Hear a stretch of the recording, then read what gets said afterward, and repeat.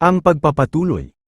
Sa pag-ilaw ng harapan ng movie poster na ito ay kapansin-pansin ang pagkapunit nito na tanda ng pagka-clear naman ng ating mga bida dito. Ilang sandali pa nga ay unti-unti nang ibinabalik ng ilaw ang ating mga bida na dati ring nagsanhi ng paglaho ng mga ito at pagkapasok sa nasabing movie. Dito nga ay agad silang naglakad para magpunta sa susunod na floor na meron hindi pa na clear na movies na kailangan nilang magawa para umangat sa sunod na floor. Habang naglalakad nga sila dito ay nagtanong si Jie kung ilang floor pa daw ba ang kailangan nilang e-clear para makarating sa ika-8 palapag. Di na tayo magtatagal pa dito, siguradong natapos na ni Jungyok ang ibang palapag, sagot naman ni Dokja. Makakapasok lang ba tayo sa isang movie kung saan di pa punit ang poster? Tanong ulit ni Jie. Sinagot naman iyon ni Huiwon na mukhang ganon na nga dahil napunit na ang poster nung natapos natin itong isang movie.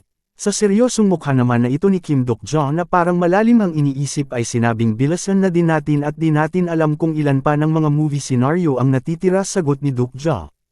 Sa harapan ng building na ito na napapalibutan ng kakaibang aura ay sinasabi ng ating bida na ang Cinema Dungeon ay isang movie theater na nasa labas ng unang stasyon ng Changuro, meron itong 9 na palapag kasama ang basement.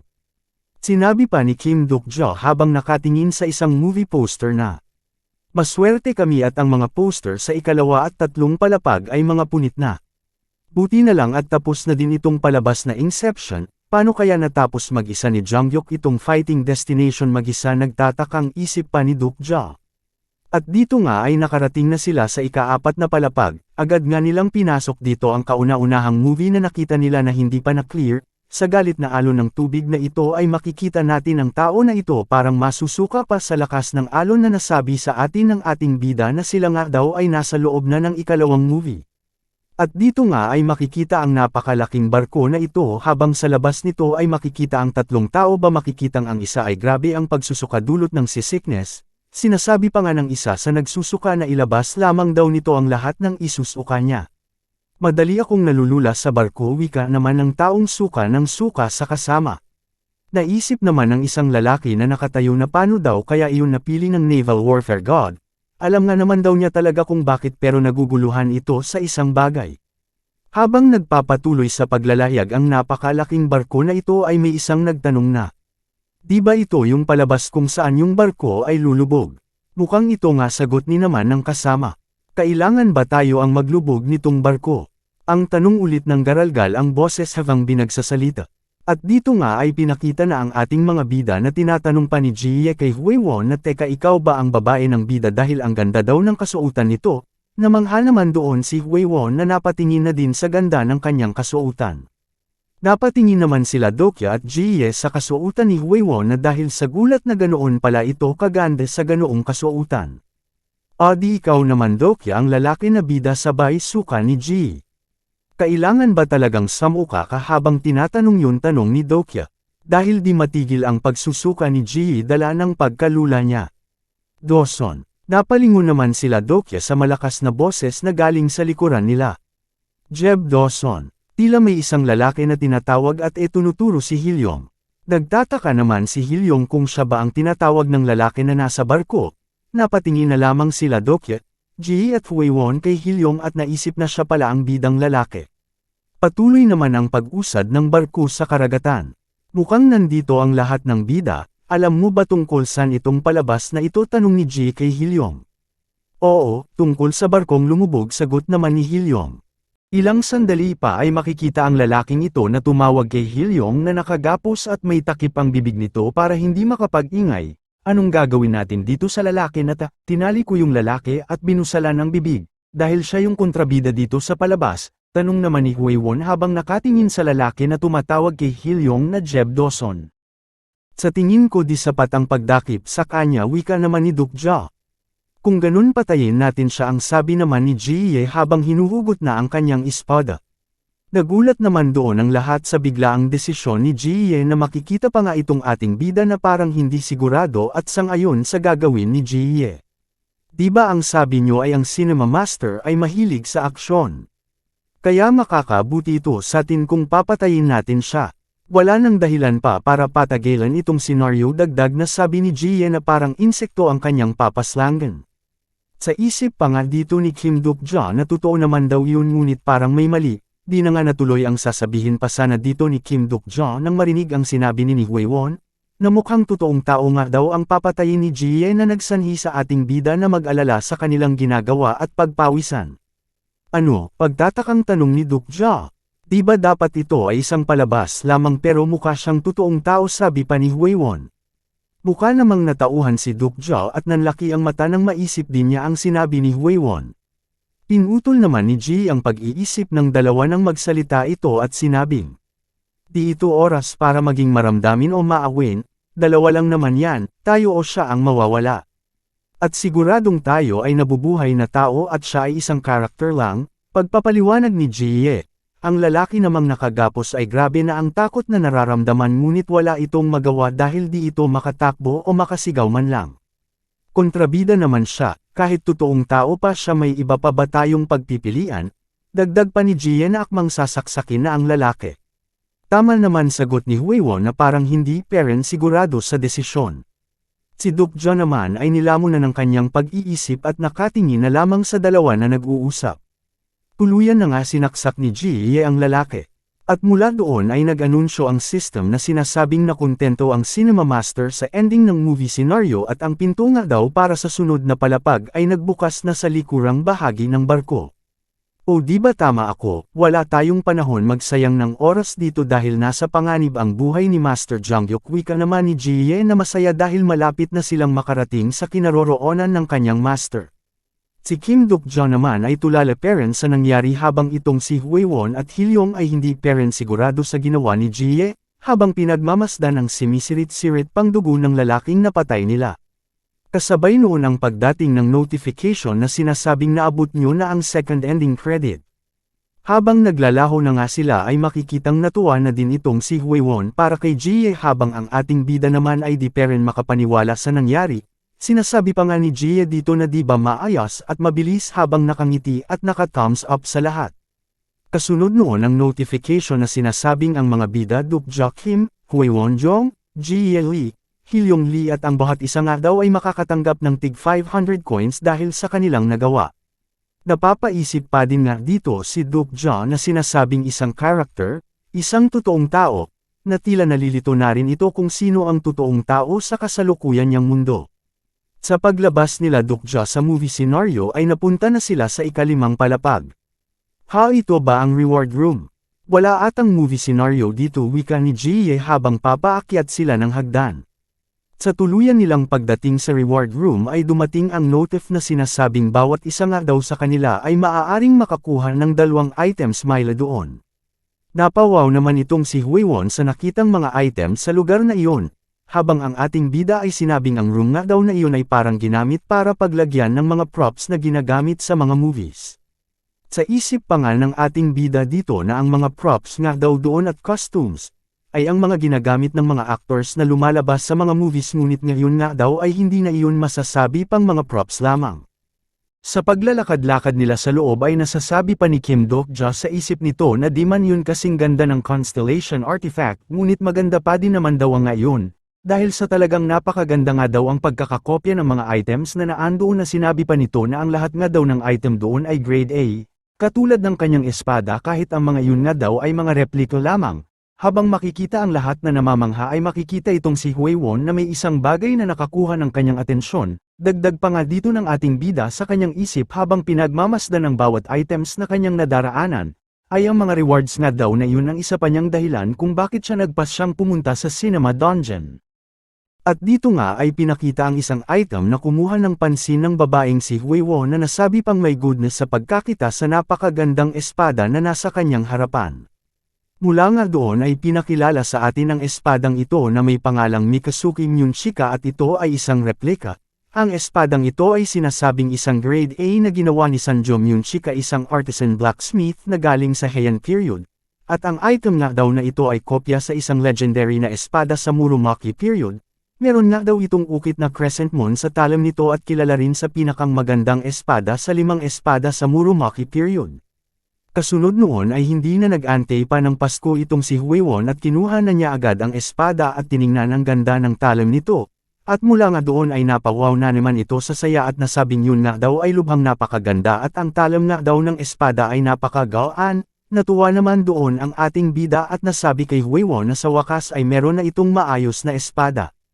Ilang sandali pa ay binalik na ni Huiwon ang espada sa kaluban nito at sinabing nakakalungkot naman daw dahil hindi nila madidalang lahat ang item na naruroon. Di naman iyon pinansin ni Kim Duk-jo at nakiusap na lamang sa babae na hanapan si Yusanga ng item ba pwedeng gamitin ng kanilang kaibigan dahil siya na daw ang bahala na hanapan si Yeon-song.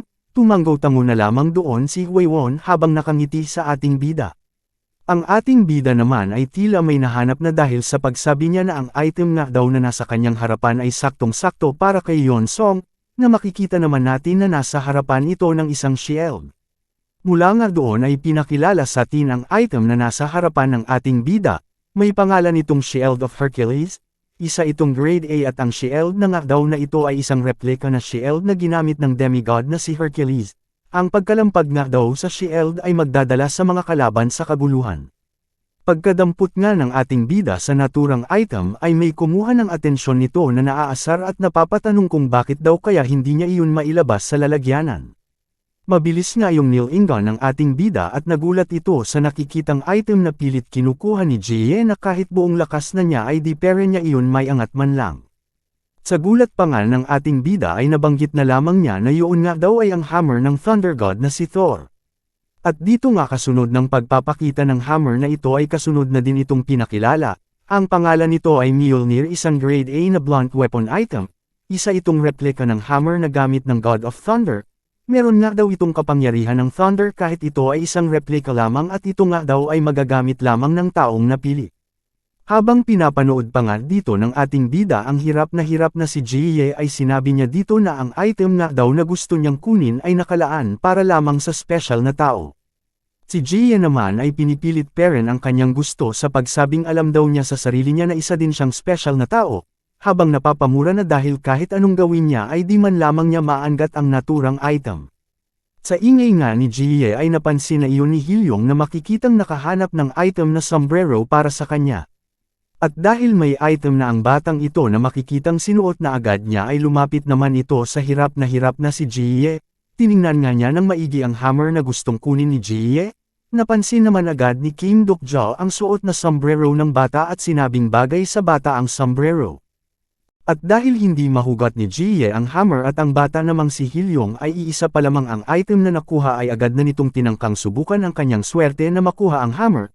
Huminga nga muna ito ng malalim sa kahinawakan ng hammer para alisin sa lalagyan nito. Napareklamo na lamang nga doon ang batang si Jie sa kanya daw iyon, may sasabihin pa nga sana ito ngunit di na iyon natuloy sa gulat na makitang walang kahirap-hirap na nakuha ng bata ang hammer na inaasam-asam niya. Nanliit na lamang nga doon si Jie dahil nagawa ng isang bata ang hindi niya magawa. Kasabay noon ang pagtanong ni Hilyong kay Kim Duk-jo kung okay lang na kunin niya iyon, sumagot naman ang di din makapaniwalang si Kim Duk-jo na okay lang daw yun at yun nga daw ay bagay na bagay sa kanya. Kasunod nga noon ay habang masayang-masaya si Huiwon na nakakuha ng espada at si Hilyong na nakakuha ng hammer, ay makikita ang batang si Jie na wala na namang item na nakuha na sa pakiramdam nito ay para itong sinakluban ng langit at lupa sa sobrang inggit. Tuluyan nang walang nagawa doon si Jie na makikitang nanghina na habang tinatanong kung bakit hindi siya ang pinili ng hammer at yun nga daw ay hindi patas na pagtrato. At nang parang si Kim Duk-jo na lamang ang hindi naghahanap ng para sa kanya ay tinanong na ito ni Huiwon kung ano daw ba ang kukunin nitong item. Ang ating bida naman ay napatingin sa isang lugar na may nakalagay na item. Ilang sandali pa ay makikita ang pagsuot ng ating bida ng guants kasama ng isang body armored suit na agad namang sinuot na ng ating bida para sila ay magpatuloy na. Nang masuot na nga ito ng ating bida ay agad nag-anunsyo ang system na sinasabing nakatanggap ito ng dagdag na 10% na pagbawas sa matatanggap nitong pinsala, at lakas ng kanyang pandama sa kalaban ay nadagdagan at mas gagaan pa nga daw ang galaw nito kesa dati. Sa isip pa nga dito ng ating bida habang handang-handa na sa pag-alis ay pakiramdam daw niya ang napakarami niyang dala pero okay na nga daw yun kesa sa wala. Sa paglarga ng grupo ni Kim Duk-jo ay pinakita naman sa atin ang regressor na ito na nakatayo sa ilalim ng liwanag ng buwan, napakalamig ng mukha nito na parang sinasabing pagod na ito. Habang nagmamadali na ang grupo ng ating bida dito paakyat ng hagdan ay nasasabi ni Kim Duk-jo sa kanyang isip na si Jung Yuk-yu nga daw ay hindi nila nakita sa ika-6 na palapag. Nagtanong naman si Jie sa ating bida kung ang master niya ang may kagagawa ng pagkaubos ng lahat ng movie sa ika-6 na palapag. Sinagot naman iyon ni Kim Duk-jo na wag daw yung sabihin ng babae dahil baka daw may mga tao na hindi lang nakita ang movie. Habang pinapakita naman ang librong ito ay sinasabi ng ating bida na maswerte nga daw sila dahil sila ang nakaklear ng natirang movie sa ika-6 na palapag, yun nga daw ay nakakagulat na may hindi inaasahang katapusan kaya nakatanggap sila ng kakaibang reward. Yun nga daw ay hindi isang combat skill pero kapaki-pakinabang naman daw ito. Ang skill nga daw na yun ay pinahihintulutan ang gumagamit na matansya ang stats ng target at napakaganda nga daw yun gamitin kay Sanggal at Hilyong na hindi kaya ng kanyang character profile skill. Sa matagumpay nilang pagdating sa ika-7 palapag ay sinasabi pa ni Kim Duk-jo dito na maaabutan na daw nila si Jung Yuk anumang oras. Kasunod nga noon ang pagkagulat ng ating bida dahil bumungad sa kanila ang punit-punit na mga movie poster, kaya nagmadali na naman silang maghanap ng poster na hindi pa nasisire para makaakyat na sila sa susunod na palapag. Sa dami nga ng poster na sira doon ay nasabi na lamang ni Kim Duk-jo sa kanyang isip na isa lang daw ang ibig sabihin noon. Na ang hinahanap nilang lalaki na si Jung Yuk ay nasa room na ng boss ng naturang dungeon. Nasabi pa nga dito ng ating bida habang grabe ang pag-aalala na sana daw ay wala na silang makita doon na hindi pa sirang poster. Sa paghinto nga nila sa tapat ng poster na ito ay nagulat ang lahat sa biglaang pag-ilaw ng screening beam dito. Agad nga ding nag-anunsyo ang system doon na sinasabing ang screening nga daw ay magsisimula na sa kanilang palapag, nang gigigil naman doon ang ating bida dahil meron daw natirang movie sa palapag na iyon. Kasunod nga noon ang napaka-bilis na paglaho ng ating mga bida patungo sa loob ng movie na hindi pa natukoy kung anong movie iyon. Ilang sandali pa ay makikita ang malungkot na kalangitang ito na nasisilayan ng isang bahagi ng karagatang nasa di kalayuan naman ay makikitang may nangyayaring kakaiba. Sa pag-ihip ng malumanay na hangin sa kagubatang ito ay makikita naman ang unti-unting paglabas ng ating bida sa isang lugar na nasabi pa niya ang amoy nga daw ng paligid ay may kaalatan.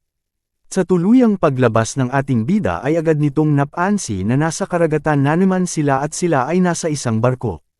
Pinakita naman agad itong tubig na kumukorteng ipo-ipo, ilang sandali pa ay napukaw ang ulirat ng lahat sa pagsigaw ng di kilalang tao sa loob ng barko na humanda ang lahat at yumuko.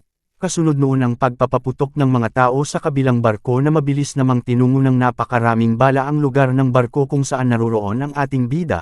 Agad naman iyon naramdaman ni Kim Duk-jo kaya agad nitong ginamit ang hawak niyang shield para sanggain ang mga bala ng baril na tatama sa kanya. Si Hilyong naman at Huiwon ay makikitang yumuko na ng gusto sa takot matamaan ng ligaw na bala, habang ang mga mandirigma naman sa loob ng barko ay isa-isa ng tinamaan ng napakaraming bala ng baril. Sa dami nga ng bala ng baril na umuulan sa kanilang barko ay inutos ng isang mandirigma na magmadaling iliko ang barko pabalik, habang makikita ang napakaraming bala na isa-isang tumatagas at bumubutas sa barko na sunasakyan ng ating bida. Tila nga ay impossible nang makatakas pa ang barko dahil sa natrap na ito sa napakalakas na pag-ikot ng tubig ng karagatan. Umuusok na nga din itong barko sa iba't ibang bahagi nito na kaunti na lang ay malapit na itong lamunin ng tubig. Sa ilang minutong walang tigil na pagpapaputok ng kalaban ng kanilang mga baril ay makikita ang pinsalang dulot nito sa barko at mga kawal na sakay ng nasabing barko. Ang ating bida naman ay pinilit ng magkasya silang tatlo sa iisang shield para hindi sila matamaan. Kasunod noon ang pagsabi na lamang ng ating bida na bapaka-impossible naman daw na hindi pa niya malaman kung anong movie ang kanilang napasok, dahil nga doon ay minura na naman ng ating bida si Jung Yuk-yu dahil sa pag-iwan talaga sa kanila ng movie na iyon na talagang yun nga daw ang pinakamahirap ma-clear. Sa pagkawala pa nga ng mga pagputok ay napasilip din itong si Huiwon at nanlungo sa nakita na tinuro pa nito sa ating bida. At mula nga doon ay pinakita ang isang fleet ng mga barko na unti-unti na lumalapit sa kanilang kinaroroonan. At habang natatrap pa nga ang barko na kanilang kinaroroonan ay makikita ang napakaraming mga barkong pangdigma ang handang dumugan ang ating bida. Kaya naman ito ang ating bida at dali-daling lumingon sa kanyang likuran habang sinasabi sa sarili na kailangan niyang maging kalmado. Siguro nga daw mas marami ang kalaban ngunit dahil nga daw ang kinaroroonan niya ay base sa labanan sa history. Sa part nga na ito ay parang inaasahan ng ating bida na may iba pa silang kasamang barko ngunit pagsilip niya ay wala siyang nakita ni isang barko, kaya talagang nanlaki ang mga mata ng ating bida sa pagtataka na may kasamang takot para sa kanilang kalagayan. Kaya naman napamura na lamang ito at napapatanong sa sarili kung anong naging dahilan dahil ang alam daw niya ay meron dapat silang kasama pa na 12 barkong pandigma. Kaya naman dito ay dali-dali ang ating bida na tumayo at tinungo ang isang kawal na ito at agad na tinanong kung nasaan ang general. Wala naman doon maisagot na matino ang paiyak ng kawal kaya nagtanong ulit ang ating bida na ang hinahanap ng ating bida ay si General Sun Sin Lee. Ilang sandali pa ay wala talagang naisagot doon ang lalaking kawal kaya naman nanlaki na naman ang mga mata nito sa pagkaisip na baka nga daw ang plot ng kwento ay pinalitan ng cinema master.